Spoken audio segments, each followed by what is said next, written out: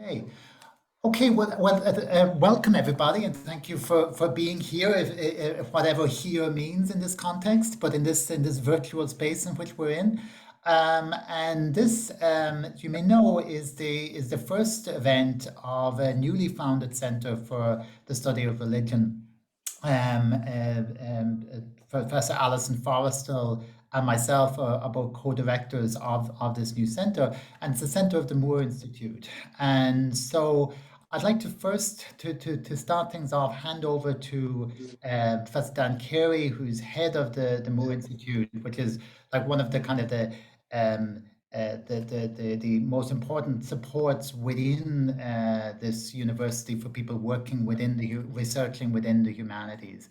And it's very, it's been great for us that we were accepted as a center of the Moore Institute. So I'd just like to hand it over to Dan to say a few words. Thank you very much, Felix. I'll be brief. Very much looking forward to the discussion today, and congratulations to Eilís on the appearance of this book, which I was delighted to get a copy of, and I've been reading it with great interest. This is a powerful and really important contribution, and therefore all the better to mark the emergence of the Center for the Study of Religion as part of the Moore Institute at NUIG Galway than on this occasion. Yeah, I'm delighted to be associated with the center. There's a richness of research and reflection on questions of religion, historical, philosophical, sociological, in every dimension. And it speaks to so many aspects of our research interests and agenda. So it's a wonderful thing to have as part of our profile of the Moore Institute. So I wanted to say thank you to Felix and to Alison for creating this concept, for bringing colleagues together in so many different disciplines. And we're really very much looking forward to the kinds of work that you'll be doing and the opportunity to share in discussions that will be associated with the center. So it's really enough said from me. Very much looking forward to the discussion, and I'll with all due haste hand back to Felix. So thank you. Thank you very much, Dan. So what we're going to do today, myself and Eilís are going to just have a conversation and about this great book, and then like that, hopefully it will last about 20 minutes, half an hour, something like that, and then I'll open it up for general discussion. And there's lots to talk about in this book, and it's really I'm really excited to do this. And it's particularly interesting for me because this kind of book starts, in a sense, in the arts concourse building. I think that's where the lecture was, where both of us were sitting listening to Edwin Rabbit, who used to be professor of philosophy. And actually, no, I'm sorry, Eilís. I forgot what we were supposed to do. Eilís. The first thing we were supposed to do was I was supposed to give you the floor and for you to read from the text. Excuse me, and let me just hand it over to you. Thank you very much, Felix. I thought you were doing very well, actually, because you were going to introduce what I was going to do. So I didn't think you did the wrong thing at all, actually. But thank you very much, Felix, and thank you for this opportunity to discuss the book. And I'm very happy to have this discussion because the book came out during COVID times, and it's been difficult to get any kind of, because places are shut down, to get public discussion. So this is really interesting for me. So I'm going to read a little section from the book. But before I do, I just want to say two really quick things, brief things about the book. One is that it's part of a series from Cork University Press called Siaracht.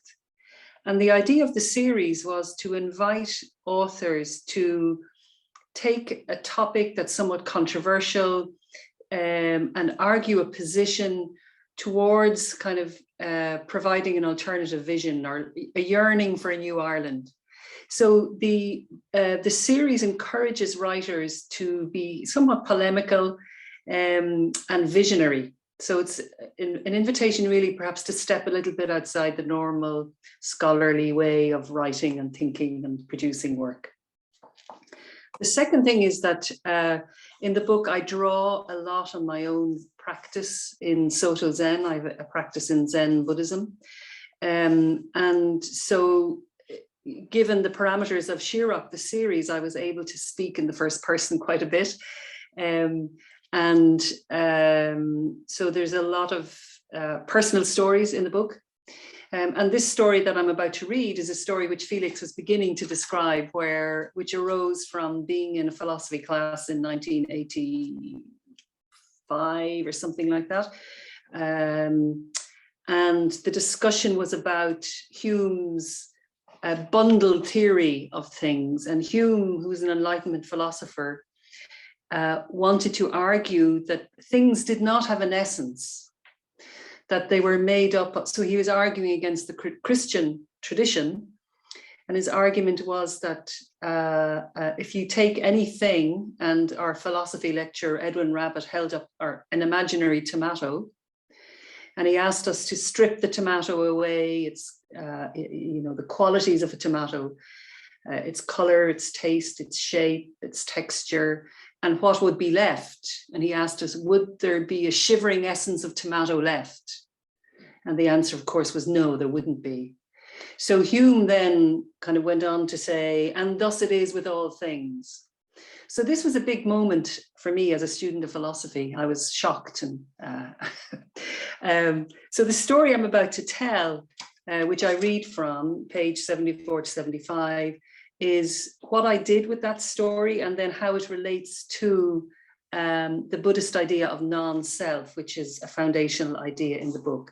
So I'm going to read, it'll take about 4 minutes or something like that. So inspired by this revelation, and that's the revelation, Hume's bundle theory of things, that tomatoes do not have essence, they're made up of bundles of things. Inspired by this revelation, and convinced that I would indeed find my essence or my permanently abiding core, I decided to conduct a small experiment on myself. Though raised in the Catholic Church, I was no longer a Christian, but I held fast to the idea that I had a soul, or something that was uniquely and permanently me, unchanging and particular to myself. The experiment was launched one morning as I made my way into that day's lectures. As I walked, I first identified and named, and then mentally cast off various characteristics and qualities that seemed to gather around my identity. Could I do without my name? Yes, that seemed simple enough. No one needs a name to exist. What about things like my preferences in music? I could certainly exist without music of any kind.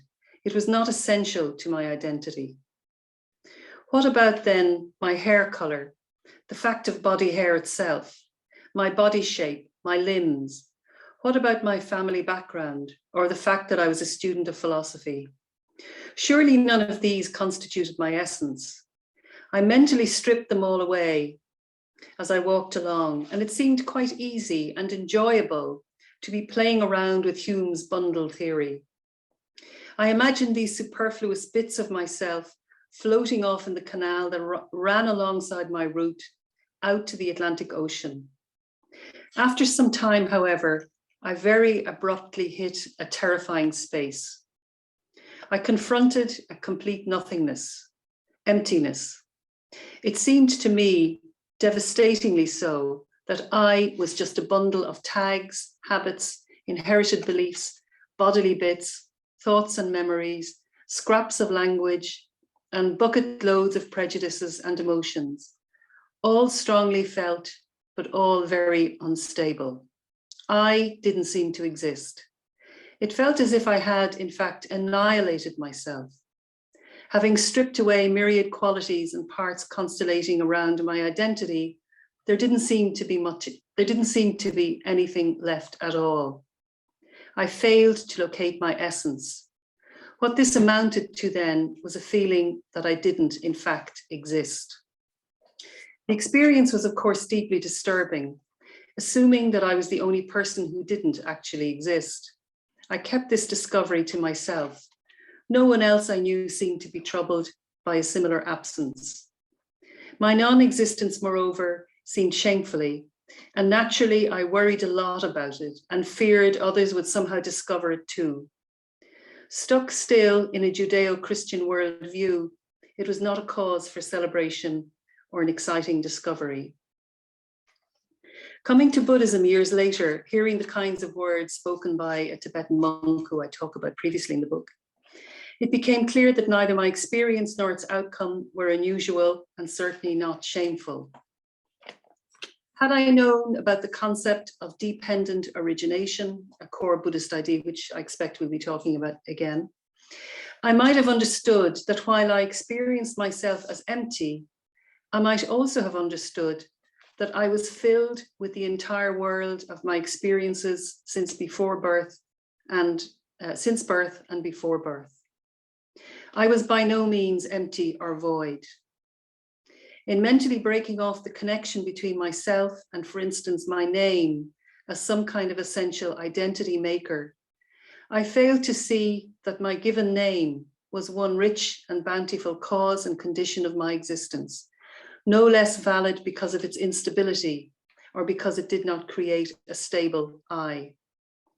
Taking my name alone, I might have experienced myself as being one of many Wards and Healís from my mother's side, with roots in rural East Galway farmland, Mayo towns and suburban Dublin, populated by ancestors who directly shaped my being through their genetic code and thus living on in me, but also as an inheritor of an ancient language and all its rich culture with multiple layers of memories and connections, bound up with learning about place, history, and the power of naming itself.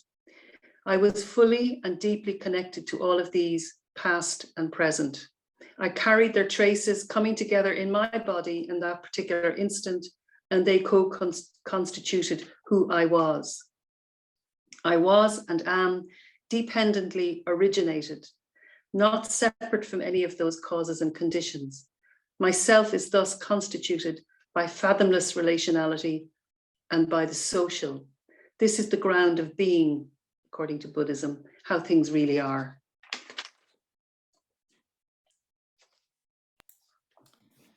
Thank you. Thank you. That's a very striking kind of description, and it occurs to me that our old teacher Edwin Wabbit knew what he was doing pedagogically. That he talked about a tomato rather than ourselves, because we might all have been freaking out in front of him in the classroom, thinking through what you did. Can you describe? I mean, you say absolutely. I mean, your book is kind of it's a wonderful kind of mixture of the biographical and the conceptual. I mean, you know, you're talking in first person, but something's very kind of important to you and to all of us, right? I mean, what ourselves are is a very personal thing. But there's also a lot of concepts going on there, and the move kind of from there, from Hume to Buddhism.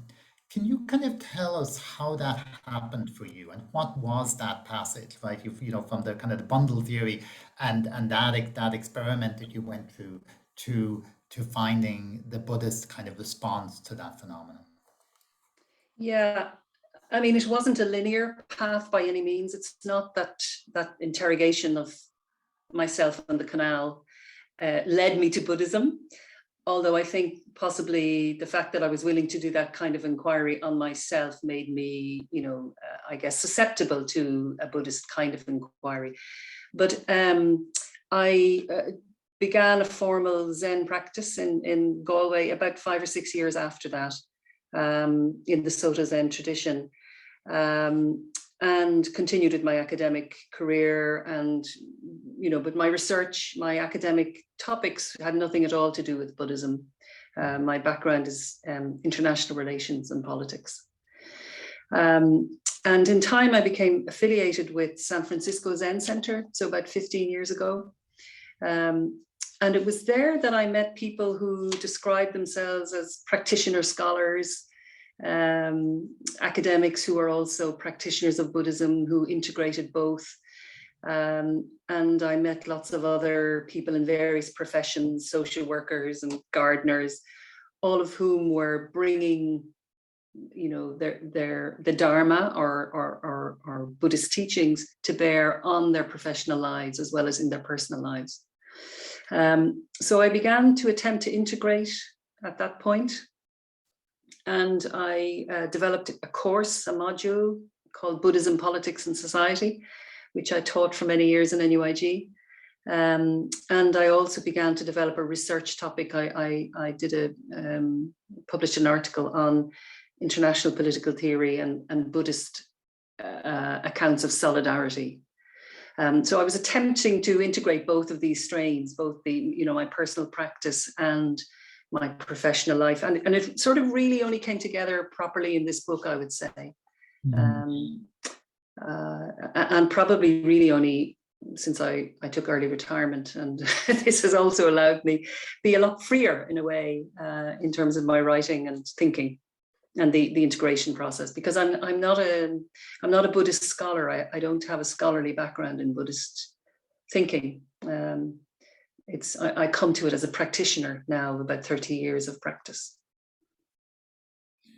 Interesting. But the issues, I mean, one of the things that's interesting about the book is that, at least for me, was how you kind of you're dealing with a contemporary issue. I mean, and as a sociologist, there are issues there that are fundamental to our society.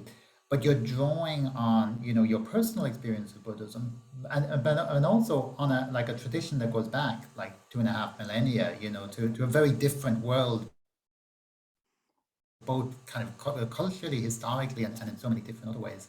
So what is that like? And what's that like trying to translate from one to the other, between different worlds? Yeah, it's a great question, because much of the popular perception about Buddhism is that it belongs to Asia and it's culturally inappropriate in the West. And a lot of that is based, of course, on a misperception and also a good degree of Orientalism. I mean, there is a problem, there are many problems and challenges in translation. I mean, there's a literal difficulty in the sense that the person known as the Buddha, Gautama Buddha, existed and developed his ideas in a pre-literate world.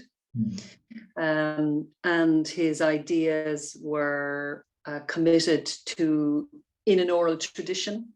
So they were committed to memory and retained in an oral tradition for about 500 years until, literacy emerged, and then his thinking was translated into writing.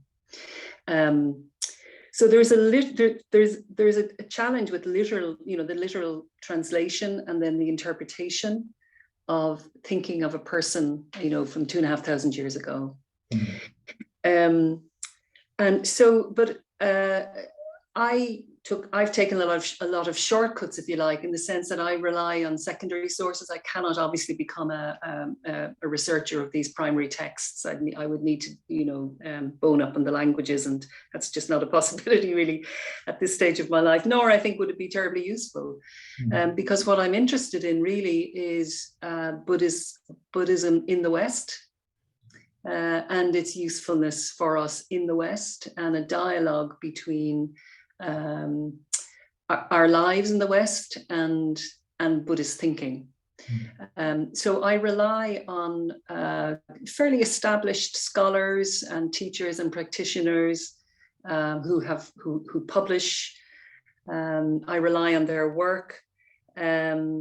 And there is now a very large body of literature. There's a very long dialogue has been going on between Buddhism, particularly not so much in the social sciences or humanities, but in psychology in particular, in neuroscience. There's a very interesting dialogue going on between Buddhism and neuroscience.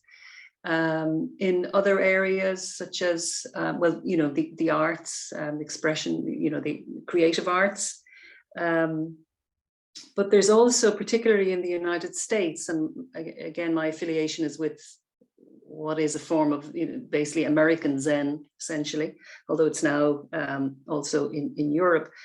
So my focus is on that understanding of a Buddhist practice, which is very committed to social engagement. And a lot of practitioners in American Zen are involved in prison work, social work, working with the homeless and so on, and involved in, interfaith dialogue. And, it is a very engaged version of Buddhism that I'm interested in. But I mean, another challenge is at the level of concepts, because Zen in particular repudiates all kinds of binary thinking, and including the idea that we have, is and is not. And Buddhism would say that, here we can return to Hume's tomato. Our notion in the West that A is not B is very much challenged by Buddhist thinking. And moreover, it's quite difficult to communicate these ideas, repudiating all forms of binary thinking. There's an encouragement of not knowing in Buddhism. Not knowing is the best place from which to learn. Bracketing knowledge is more fruitful than confirming knowledge. And so it constantly works crosswise to how we tend to think and work and act in the West. But this makes for a really creative dialogue, and very fruitful dialogue. And my students certainly over those years of teaching that module, I think really appreciated something that was epistemologically very different, ontologically very different, and allowed them sort of step into a very different way of thinking about the world, thinking crosswise about the world. Right. But it's not without its difficulties.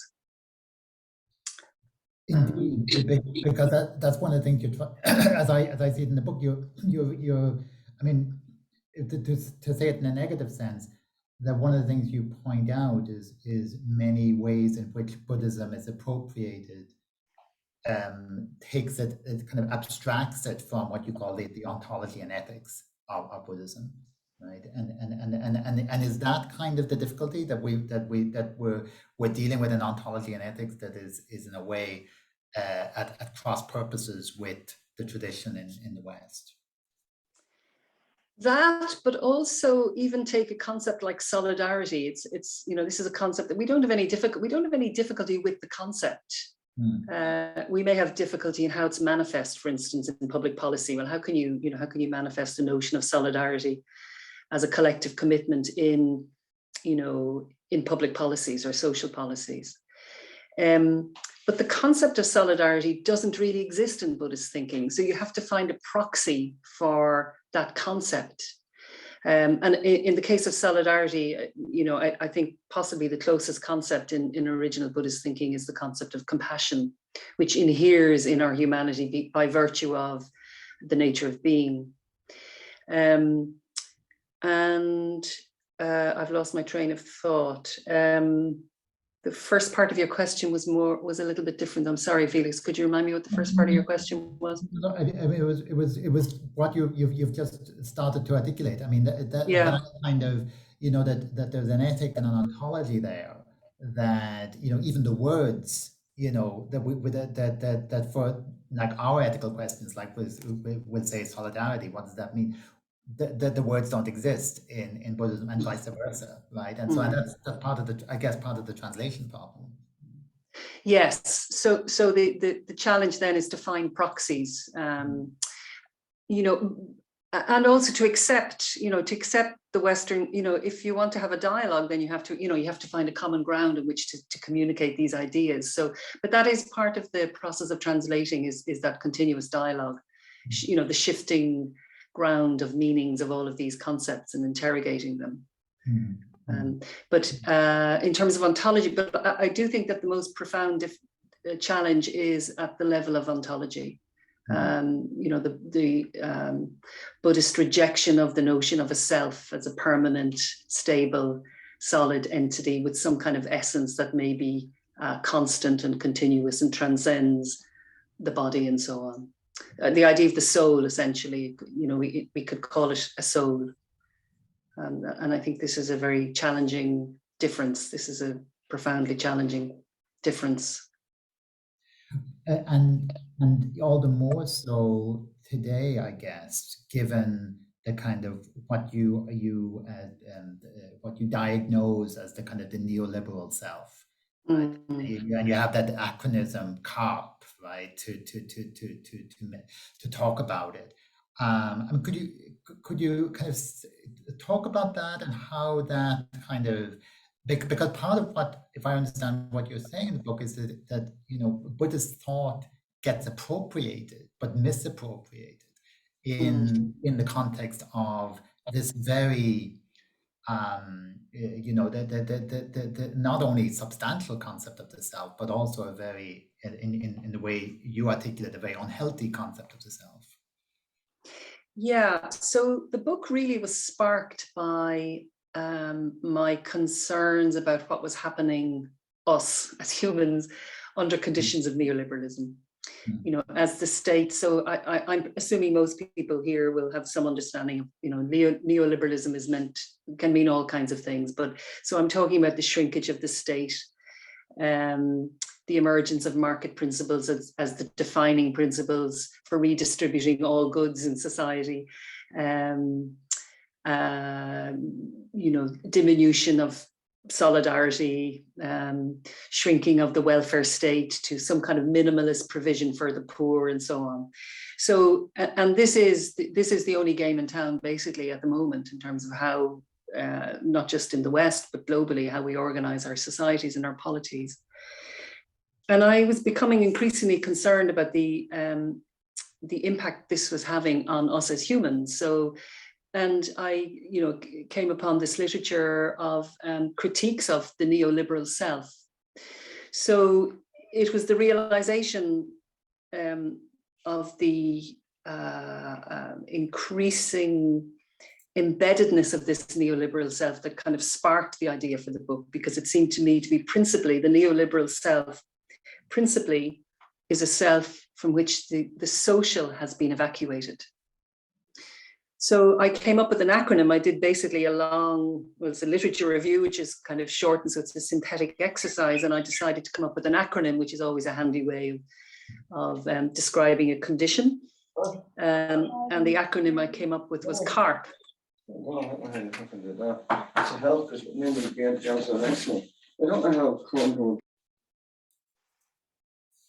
Will I continue? Yeah. So the CARP is CARRPP. So the neoliberal subject, and this is the ideal human under conditions of neoliberalism. So this state neoliberalism out there. What? Okay, sorry, Eilís. Somebody has mute on. Could you mute, please? I'm not seeing who's. Thank you. Okay, thank you. I'll continue. Yeah. So the out there of neoliberalism requires an in here, and that's the neoliberal self, or the subject under conditions of neoliberalism.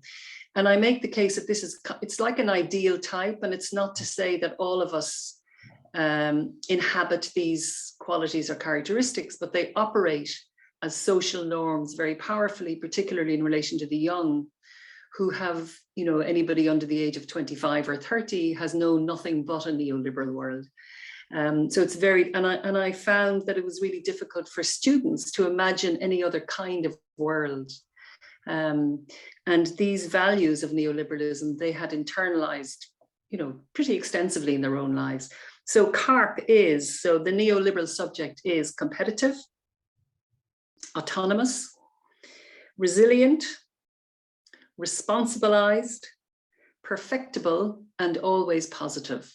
I mean, there are other qualities that could be added. So maybe I could, if I wanted to have a really sophisticated genealogy, I could have subcategories of each of those. But I think the first two, the neoliberal self being competitive and autonomous, are the sine qua non of the neoliberal self. The rest, I think, flow. So for instance, let's take responsibilized, by which I don't mean responsible, because it's a good thing to be responsible for yourself, but responsibilization refers to a kind of an understanding that as the state withdraws, including the state or the collective taking responsibility for problems like poverty, unemployment, the individuals become responsibilized for resolving those problems, even when they cannot resolve those problems. So, with high rates of unemployment, for instance, the responsibilized neoliberal subject will feel responsible for his or her own state of unemployment, even if conditions are such that, the labor market cannot provide for them. So in the first chapter of the book, I treat each of these qualities and give examples from contemporary life in Ireland and elsewhere. In a way, I think probably what I'm saying, I could reduce it to saying that in the same way that neoliberalism has shrunk the commons, the idea of the commons or public space or public goods, there's also been, the commons also has a psychic dimension. And the commons in our psyches, that social, that is part of ourselves, has also been shrunk through neoliberalism, the long march of neoliberalism. And that's that's worked its way into the therapeutic culture that you describe in the second chapter, right? Which is, especially coming from an Irish context, it's kind of like there's something liberating about the therapeutic culture, right? With the fact that you could talk about things that you couldn't talk about before. But it is in your analysis susceptible to a certain kind of neoliberal how would you say incorporation into it, and could you kind of describe that, or how you see that happening?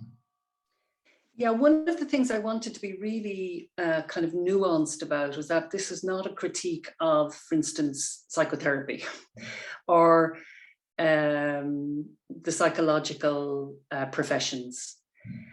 It's more trying to capture the way in which some ideas from within psychotherapy or the psychological professions have populated popular culture, if you like, and they circulate in a very sort of soft way through popular culture. I wasn't expecting to write this chapter, but I'm a radio listener, and I was constantly hearing confessional stories on radio and reading them in the media, and the stories all had the same kind of arc about some difficulty and then a solution, and the solution was always very individualized and very often involved references to some kind of cognitive behavioral response, cognitive behavioral therapy. And these ideas operate in a very soft way, permanently being circulated in the culture through inspirational speakers, through self-help books, through the arc of those stories, the life stories that people tell. So, there's been a very emergence of a very strong confessional culture, and it is, as you say, Felix, really welcome at one level. I say in the book that as a child, I thought to be an adult meant not having any emotions. I don't know how bizarrely I thought that, but I thought once you reached, say, 21 or something, you were no longer troubled by emotions. Of course, the older I get, the more I realize that that life becomes more interesting emotionally, perhaps more complex as we get older. It certainly doesn't halt. But so I'm not talking about that. I'm talking about the way in which these ideas actually circulate to reproduce an understanding of the self that fits with neoliberalism, which is that if you're having any difficulty, any problem, well, it's within your own powers to resolve it. And primarily it's within your own head, because the problem is how you are thinking, or the problem is you cannot regulate your emotions in a correct kind of normative kind of way. So the therapy culture proposes all kinds of interventions which will help you regulate your emotions and correct your thinking so that you can fit in with the neoliberal world, which requires you to be very resilient, so that Any difficulties are welcome. They in fact make you stronger. And the resolution to any difficulties, including, for instance, poverty or unemployment or addiction, is personal work. Okay, you must do the work yourself. And the flip side of this, of the therapy culture, is, of course, if you fail to take advantage of these tools that are being offered to you through the self-help books and so on, then it is your own fault. Then you put yourself outside of the social order. You become a pariah. Once I began to pay attention to the way in which these stories were circulating continuously, I decided to devote a whole chapter then in the book to basically the anxious nomad or monad caught in this therapy culture, who, the neoliberal self, who's confronting issues of isolation or loneliness or anxiety, reaches for these solutions. And in fact, they're making the problem worse, because the solution is not within the person and within how the person thinks about the world, but within the social order. These are social problems, they're collective problems. The problems of how we are organizing our society. And mindfulness, of course, is part of that. And I think we may talk about that separately. And I gave a whole chapter in the book to something that's called MAC mindfulness. Indeed, and it's like, if the social is being ignored in the way you're saying, or indeed devalued, that's all the more serious if the self is actually it's inherently social, right?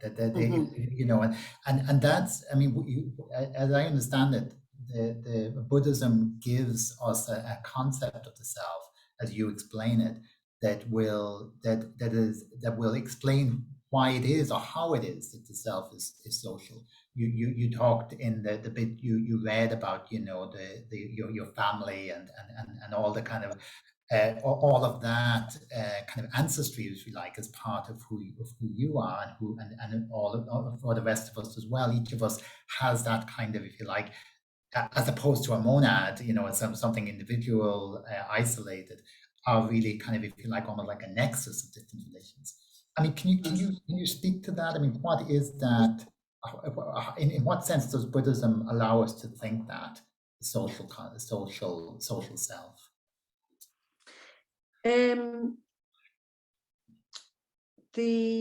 So with reference to the section I read, to return to that again, what Buddhism would argue is that the true nature of our being is relationship and interrelationship. It is social. And I heard an immunologist actually in the radio last week say, she was speaking about post-COVID-19 sort of lockdown and re-emergence into this post-COVID world, and emphasizing, as a scientist, as an immunologist, that we are deeply connected. She said, from the top of our head to the tip of our toes, we are deeply connected to other beings. So her point was to emphasize the need for people to reconnect with others, and to kind of the past 2 years have been very isolating and lonely for a lot of people, and this has had significant mental health implications and physical health implications and so on.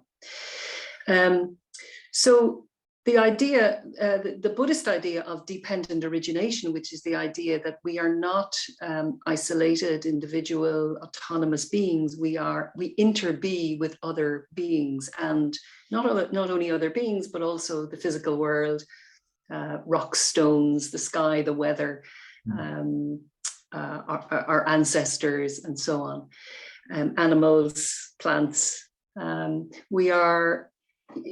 It's very much like the idea of Gaia, which I think maybe some people who are here today would be very familiar with, the idea that we are deeply and inherently and profoundly and irreducibly connected with all of these, with all other life.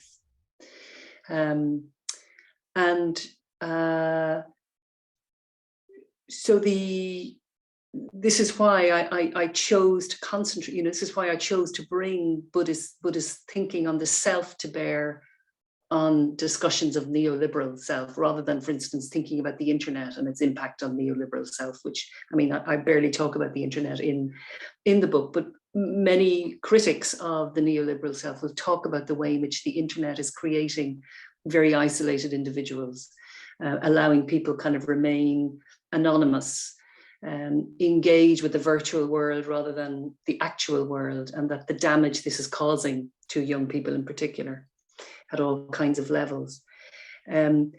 But Buddhism argues for this, what's called dependent origination, or Thich Nhat Hanh's idea that we interbe. We are not isolated individuals. We are not, we are continuously involved in relationship. We are profoundly relational. I'm repeating myself here a little bit, like the Tibetan monk that I talk about at the beginning of the book, who at a meeting in Galway was on the receiving end of, he had made a presentation about the nature of being and the nature of self in Buddhism. And the audience were responding with many, many examples of why a self existed and why the self was permanent, and much evidence for the existence of a soul and so on. But Zen Buddhism in particular would say that rather than, the self is empty of permanence and empty of essence, but that emptiness is a generative emptiness. It's not a void, it's not a nihilistic emptiness, which was the mistake I made on the canal. I read that emptiness as a kind of a nihilistic emptiness. Yeah. I mean, what's very interesting about that to me, and one of the things that I find right through the book is twofold. I mean, one is that we have life experiences that we're trying to understand and we're trying to come to terms with, and we have ideas that do this, and I mean, and the idea of this kind of social self that you've developed, that Buddhism has developed, and you're articulating, gives us that kind of, gives us a way of thinking through that. And yet, those very ideas can be used in almost diametrically opposed ways, and that was very striking then in your chapter on Cambodia. And it was almost, it came as a shock to me. I mean, I was reading through the book, and then suddenly I was reading about Cambodia and the Khmer Rouge, and that was, and because what you, in a way, as I understood it, what you were articulating there, just as within within the therapeutic culture in the West, we can take ideas and twist them in a almost an opposite direction in the way they were maybe intended. So too, Buddhism gets employed, you could almost say weaponized in certain contexts, and the Khmer Rouge is an example of that. And yet, I mean, the striking kind of the title of that chapter is "Being Kind to the Khmer Rouge," right? Which is also the Buddhist response to peace, to conflict resolution and peacemaking in the aftermath of that, in terms of a number of the people that you talked to in Cambodia and how they were working. So can you speak to that very kind of strange way in which ideas can, particularly these ideas, are employed in, as I say, almost, if not totally, kind of opposed and conflicting ways? Yeah.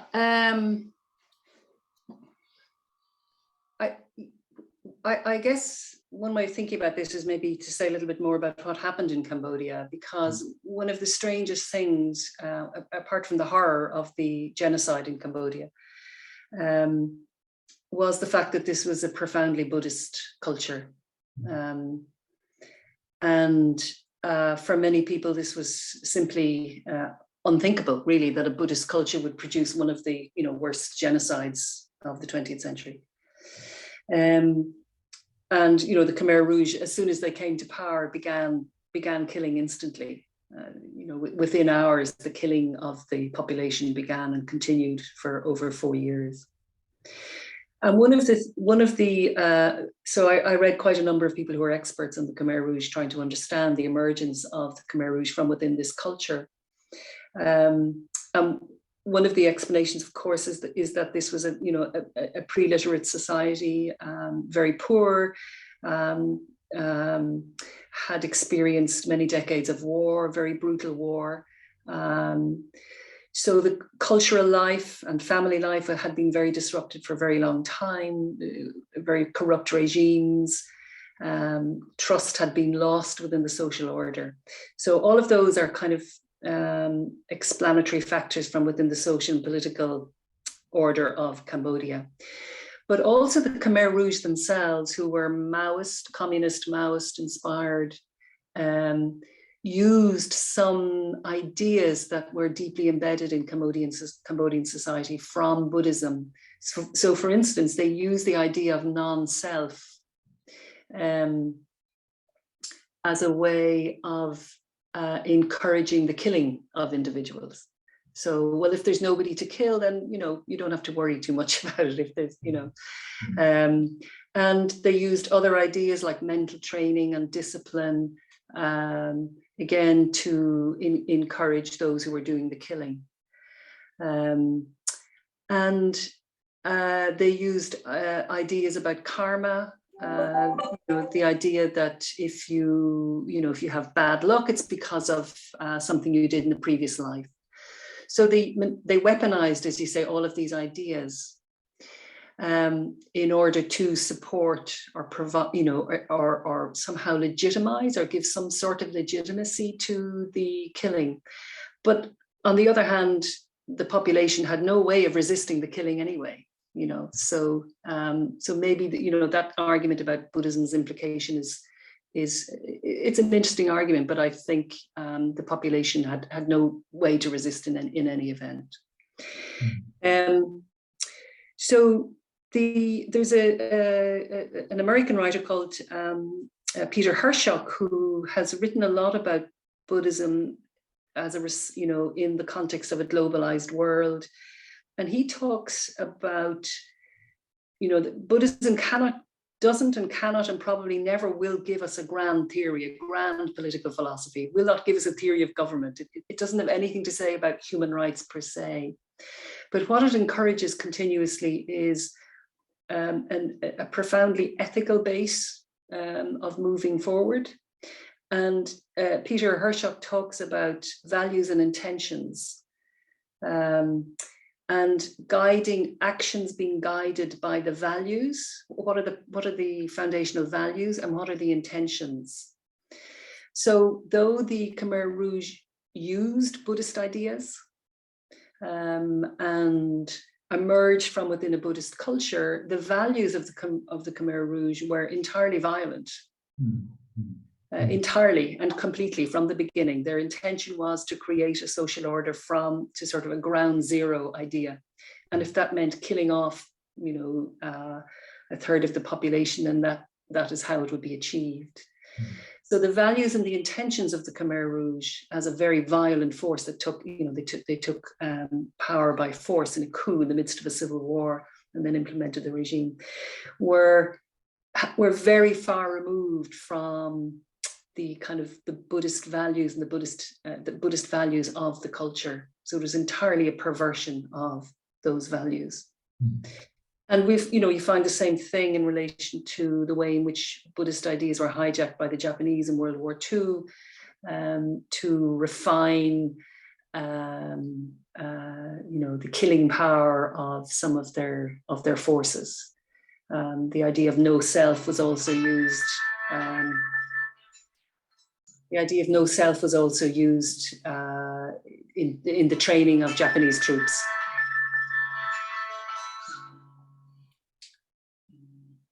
So, sorry about that. No, go on. Yeah, I think I've probably said enough there. And it did, and I'm aware that other people will want to come in. So, but let me just ask one last thing, and then I'll open Yes. it up to everybody, because it kind of suggests it from what you just said, because mindfulness, and that's the last chapter in this book, is also an attempt to kind of appropriate Buddhist ideas. And it's funny because you gave me at least a vocabulary to think about my bad conscience in all of this, because on the one hand, mindfulness seems very positive. It seems a very positive kind of movement and very positive idea in terms of working with the self. And yet, there's something very troubling about how it's employed. You talk about on the radio, you listen to it on the radio often, and it has, similar to what you said before about this kind of idea that, if you can't solve your own problems, you're somehow to blame. Can you speak to that? I mean, you make the distinction between a sati mindfulness and a non-sati mindfulness, and so one, I guess, as I understood that, one is kind of, I don't like to use the word authentic, but if we put authentic in square quotes, kind of an authentic interpretation or adaptation of Buddhist ideas, and the other not. Is that a fair way of understanding the distinction you were drawing? Yeah, no, I think that's a pretty good distinction. The only thing I would say is that what I say in the chapter is that some forms of mindfulness are part of the problem, and that's a critical distinction. And again, I want to be very nuanced about this. I mean, I am a Zen practitioner, so therefore I have a practice of mindfulness. Mindfulness is an inherent part of any Buddhist practice. It's critical to both. It is essential to Buddhism. But what I was trying to identify was some forms of mindfulness which have kind of been incorporated or commodified or commercialized within this neoliberal era, and put in the service of neoliberal values, precisely for the kind of in the kind of context you're talking about. So I quote a UCD academic, Emily Pine, who wrote a very nice kind of memoir about 3 years ago, and she described being very stressed by her work, and being advised to go to mindfulness classes. So she did, and she and her fellow academics there, they were very interested and very keen and found it very interesting, but began to appreciate that actually what they were being asked to do was to, she uses the word, I think, to cannibalize themselves, because the problem was not something for which mindfulness was a solution. The problem was actually that they were overworked due to, and resources had been cut and so on. There's also that fellow, Chris Luke, who was the A&E specialist down in UCC, who retired recently and also wrote a very nice memoir. And he also made this point in relation to the health services, which we know have been slashed and cut, and healthcare workers are under enormous pressure. And he also cites the kind of that mindfulness was suggested to him and his staff as a way of learning to deal with a workplace which was overstretched and under-resourced. And the message they were getting basically was that the problem was their failure to regulate themselves and their failure to develop the correct thinking.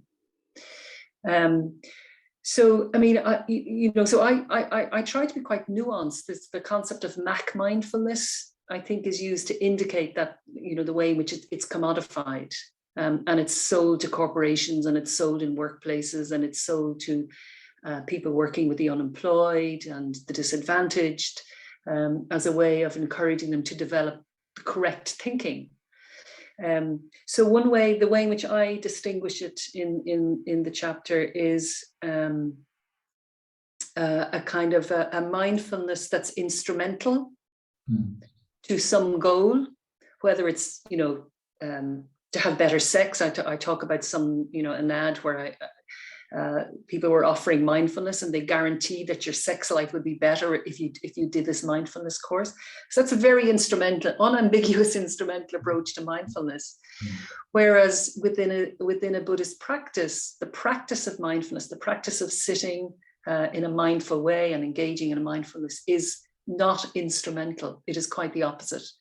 And in fact, in Zen, Zazen is the word we use in Zen to describe what is in fact mindfulness. The expression in Zen is that, Zazen and Zen is completely useless. So it's quite the opposite to a very instrumental approach to these tools, to using these tools.